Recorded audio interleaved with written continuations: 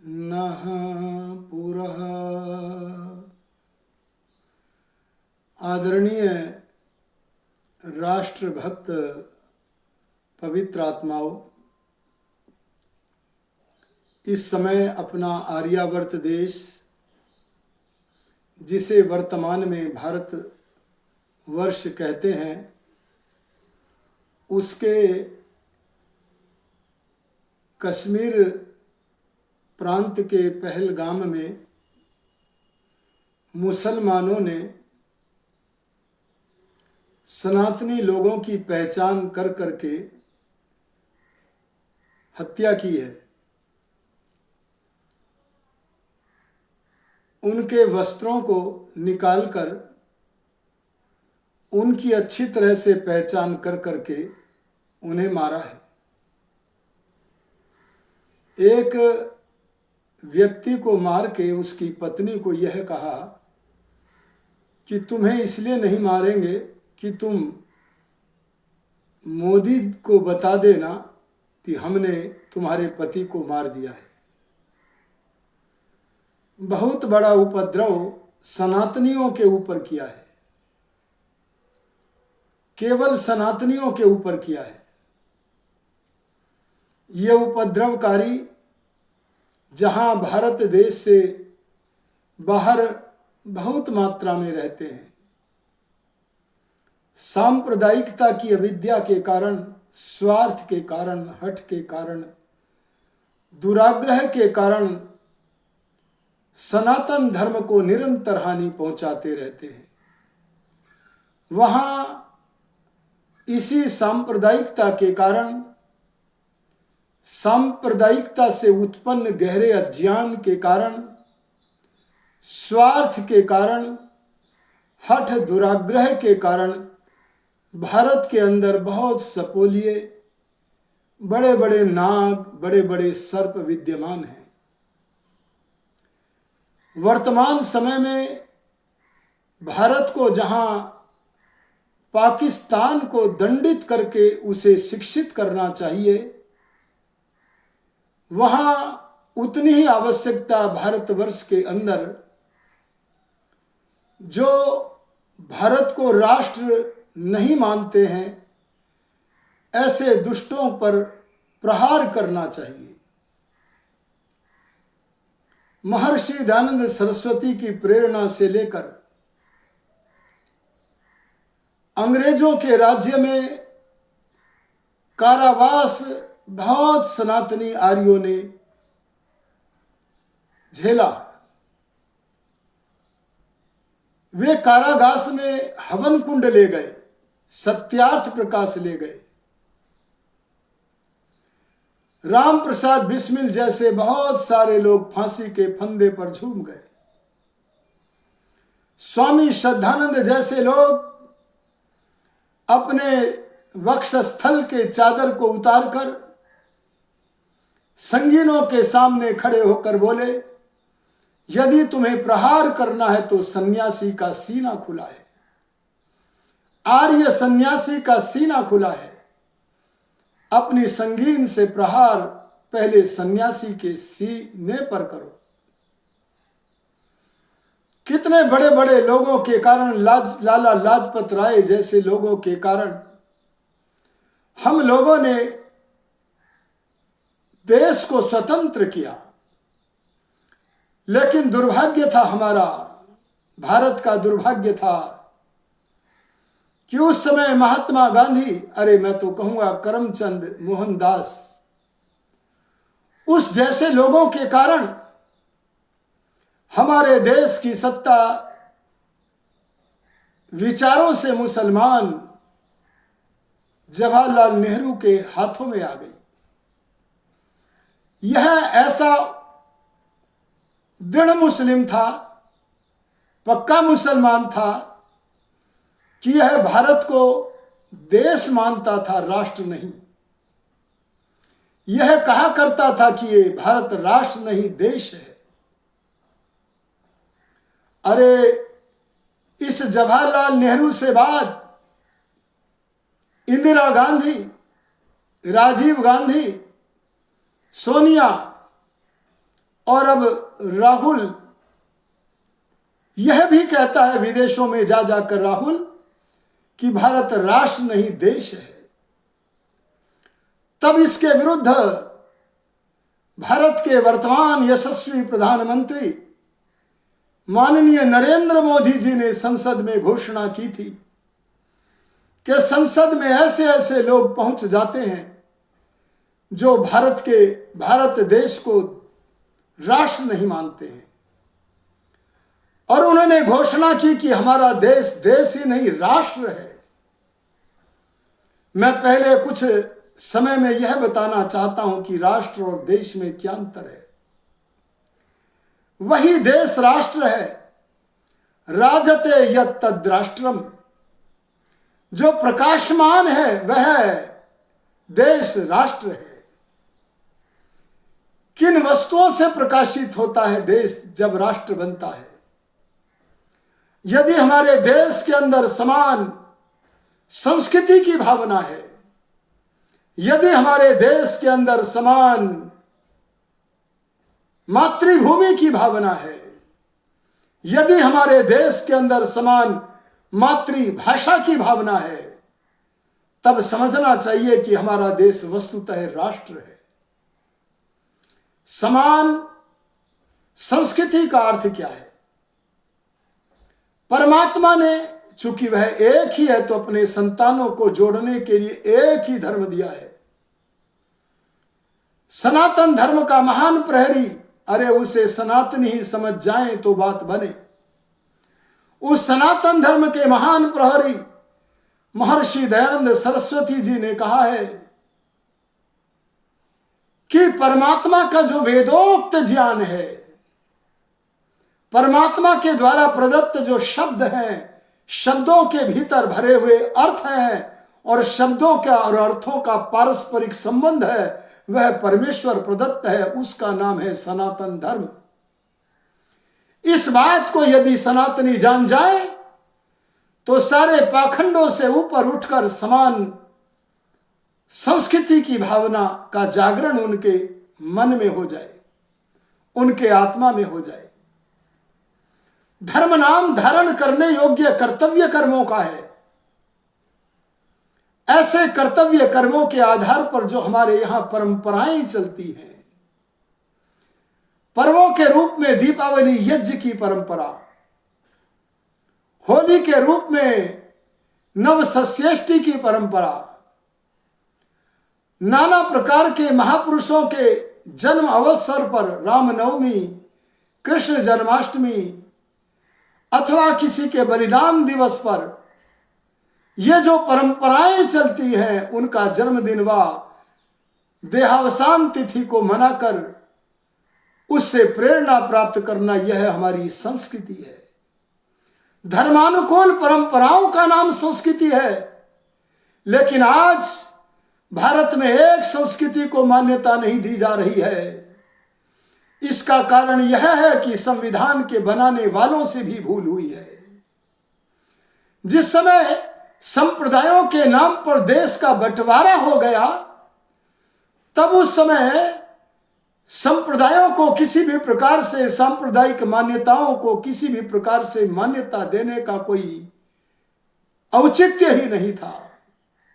समान संस्कृति की भाषा की भावना से आपूरित सारे देश को रहना होगा, ऐसा संविधान में निर्णय होना चाहिए था। अरे जो अहिंसा, जो सत्य, जो अस्तेय, चोरी न करना, ब्रह्मचर्य, आवश्यकता से अधिक वस्तुओं का संग्रह न करना, आंतरिक बाह्य पवित्रता करना, अरे धैर्य, क्षमा, मन का दमन, इंद्रियों का दमन आदि जो आंतरिक आत्मा के उत्थान के लिए, अरे मानसिक और शारीरिक बल की वृद्धि के लिए जो कर्तव्य कर्म किए जाते हैं, क्या वे कुछ ही मनुष्यों के लिए उपयोगी हैं? वे तो सार्वजनिक हैं।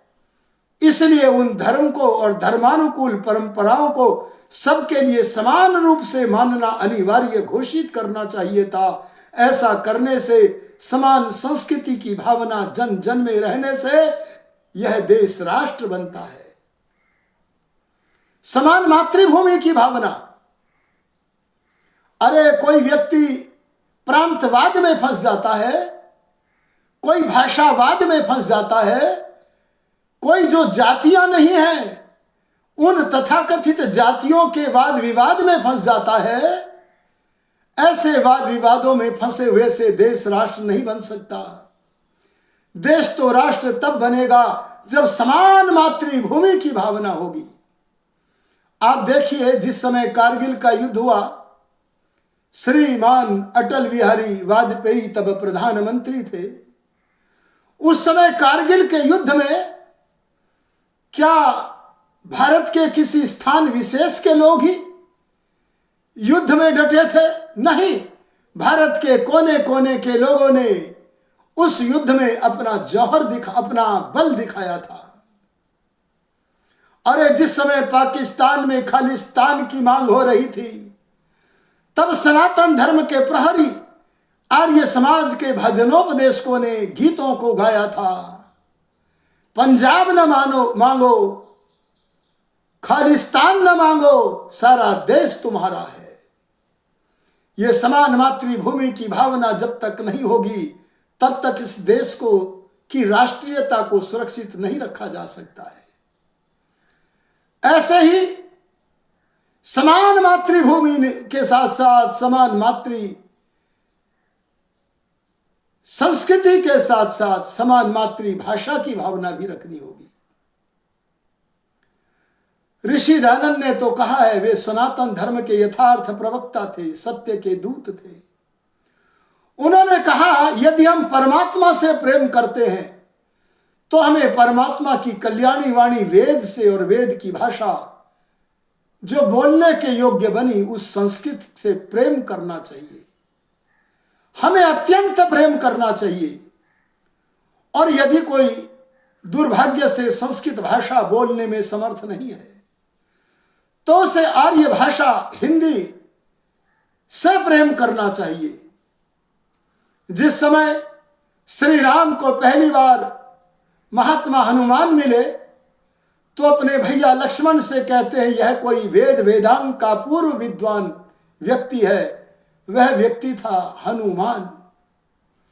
इसने अपने भाषण में संस्कृत में बोलने में एक भी अशुद्धि नहीं की। ऐसा भाषण करना वेद वेदांग के विद्वान के बिना संभव नहीं है। आज लघु चलचित्र जिन्हें वीडियो कहते हैं, उनमें वीडियो को बनाने वाले हिंदी नहीं बोल पाते, मिश्रित भाषा बोलते हैं। यह मिश्रित भाषा छोड़कर जब तक समान मातृभाषा आर्य भाषा जिसे हिंदी कहते हैं उसके साथ मिलकर के आगे नहीं बढ़ेंगे, तब तक देश की राष्ट्रीयता को सुरक्षित नहीं रखा जा सकता है। महर्षि दयानंद जी महाराज गुजरात में उत्पन्न हुए। माताजी से जो भाषा मिली थी वह थी गुजराती, पर उन्होंने सारे ग्रंथों का लेखन परमात्मा की वाणी संस्कृत व जिस भाषा को मनुष्य समझते थे, भारत की जनता समझती थी, उस संस्कृत की ज्येष्ठ पुत्री आर्य भाषा हिंदी में लेखन किया। इस समान मातृभूमि, समान मातृभाषा, समान संस्कृति की भावना को हमें जन जन में पिरोना होगा। संविधान तो ऐसा बनना चाहिए कि यदि कोई उपदेशों से न माने तो दंड के प्रहार से उन्हें मनाना चाहिए। मुझे लगता है कि इसमें संविधान आड़े आ रहा है। अरे कभी हमारियों का राज्य आएगा तो हम उन्हें पाठ पढ़ाएंगे। हम जानते हैं इस बात को,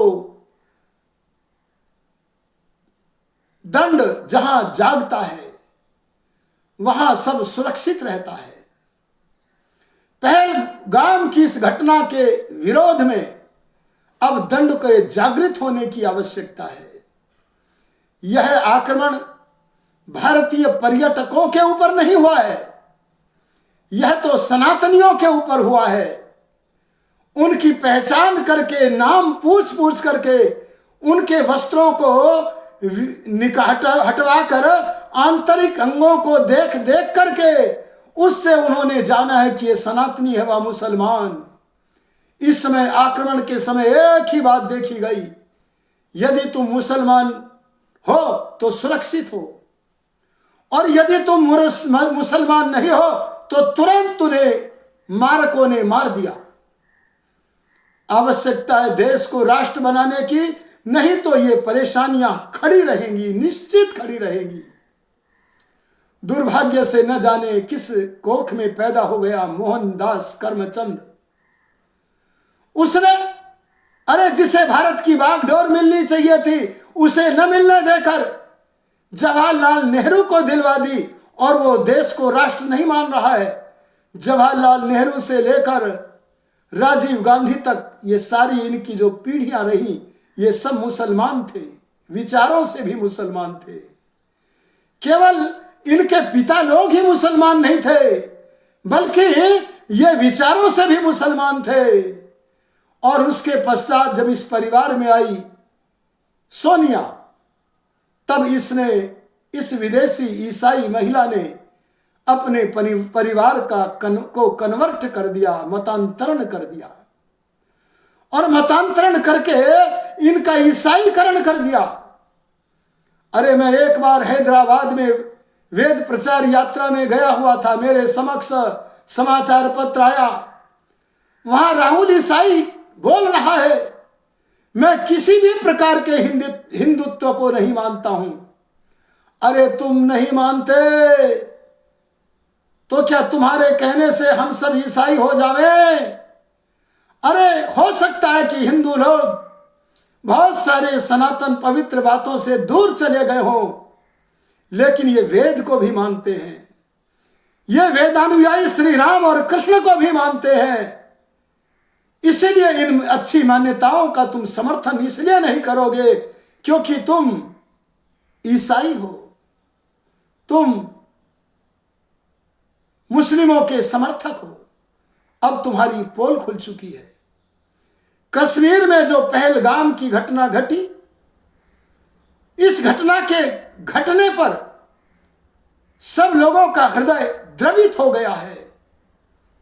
अरे जैसे कृष्ण चोटिल हुए थे, नहीं, जैसे लक्ष्मण चोटिल हुए थे और चेहरे पर दर्द हुआ था श्री राम के, ठीक वैसे ही हमारे 26-27 सनातनी जिनके सर तन से जुदा किए हैं, जिनका प्राण हरण किया गया है दुष्ट मुसलमानों के द्वारा, उनकी पीड़ा आज भारत के प्रत्येक सनातनी के चेहरे पर दिख रही है। हम चाहते हैं कि महर्षि दयानंद का वह नियम लागू होना चाहिए जो नियम उनसे बहुत पहले श्री राम ने चरितार्थ करके दिखाया था, जो नियम उनसे बहुत पहले श्री कृष्ण महाराज ने चरितार्थ करके दिखाया था। अरे जो वेदोक्त नियम महर्षि दयानंद ने अब बताया, उसे कृष्ण की नीति में हम दर्शन कर सकते हैं, और वह है धर्मानुसार। धर्मानुसार का अर्थ होता है सत्य असत्य का विचार करना, सत्य असत्य का विचार करके जो जैसा है उसके साथ वैसा ही व्यवहार करना। अरे सज्जनों के चरणों में झुक जाना और दुष्टों को आते हुए को उनसे पहले प्रहार करना। अगर तुम्हें पता है कि सामने वाला दुष्ट है, सनातन द्रोही है, देश का हानिकारक तत्व है, तो क्या उसके आक्रमण की प्रतीक्षा करने का संकल्प लेओगे? क्या यह संकल्प लेओगे कि भारत पहले प्रहार नहीं करेगा? और तुम पर तो बारंबार प्रहार हो रहा है, इसलिए अब महान प्रहार करने की आवश्यकता है। जैसे राम से कोई सज्जन डरता नहीं था, परंतु दुष्ट लोग थर थर करके कांपते थे। यह स्थिति भारत के साथ होनी चाहिए। भारत से पवित्र आत्मा कोई न डरे, लेकिन जो दुष्ट लोग हैं वे थर थर करके कांपे। सौभाग्य की बात इस दुरवसर पर यह भी है कि इस समय भारत में कोई जवाहरलाल नेहरू जैसा प्रधानमंत्री नहीं है, बल्कि सौभाग्य है कि इस समय ज्ञानी, अरे निस्वार्थी देशभक्त नरेंद्र मोदी प्रधानमंत्री हैं। और उन्होंने अपनी सऊदी अरब की यात्रा को मध्य में छोड़कर विमान से भारत आए और विमान से उतर करके वे अपने कार्यालय व निवास स्थान पर, आवास पर नहीं गए, बल्कि विमान से उतरकर विमानपत्तन पर ही समीक्षा बैठक की। उसके बाद भी बैठकों का दौर चलता रहा। अनेक निर्णय लिए जा चुके हैं, मैं उन्हें दोहराना नहीं चाहता, लेकिन यथा योग्य व्यवहार के लिए जैसा उन्होंने भारत के हमारे सनातनियों के प्रति किया है, ऐसा जो मूल है प्रहार करने वाली पाकिस्तान की सेना, वहां पर बैठे हुए बनाने वाली योजना वे दरिंदे, उनको जब तक हम नष्ट न करें हमें मौन नहीं रहना चाहिए। बड़ी गंभीरता के साथ जैसी परिस्थिति हो उस सब का आकलन करके हमें उनका यथा योग्य व्यवहार करके दंडित करना चाहिए। मुझे पूर्ण आशा ही नहीं, विश्वास है कि वर्तमान प्रधानमंत्री नरेंद्र मोदी जी इस विषय में अपनी कार्यवाही को करेंगे। और दुख तो तब होता है ऐसे कार्यवाही के अवसर पर, अरे सोनिया के दामाद प्रियंका वाड्रा के पति, जिनका नाम है कुछ आगे वाड्रा लगता है, वह कहता है कि यह जो आक्रमण किया गया है मुसलमानों ने, यह इसलिए किया गया है क्योंकि भारत सरकार मुसलमानों के प्रति सही व्यवहार नहीं करती है। ए वाड्रा, क्या सबको बराबर की वस्तुएं नहीं मिल रही हैं? क्या उनको मकान नहीं मिल रहे हैं? क्या उनके हानि के लिए कोई काम हो रहा है?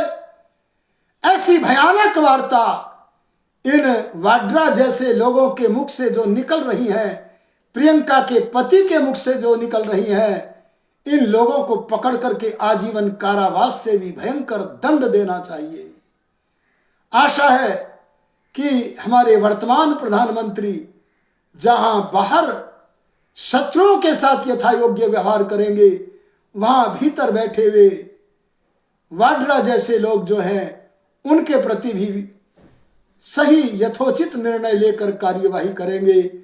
सनातनी बंधुओं से मैं कहना चाहता हूं, तुम जाग जाओ। जो डरता है वो भागता है, मरता है, पिटता है। जो युद्ध में आ जाता है वह जीता है। और यह ध्यान रखना कि अब हमें संगठित होने की आवश्यकता है। तथाकथित जातिवाद में बंधने की आवश्यकता नहीं है। लड़ाई निर्णायक मोड़ पर आ चुकी है। सबसे बड़ी आवश्यकता संगठित होने की है। वयम जागृयाम पुरोहितः, हम सब जगाएं। इसी कामना के साथ अपनी वाणी को विरमित करता हूं। ओम शम।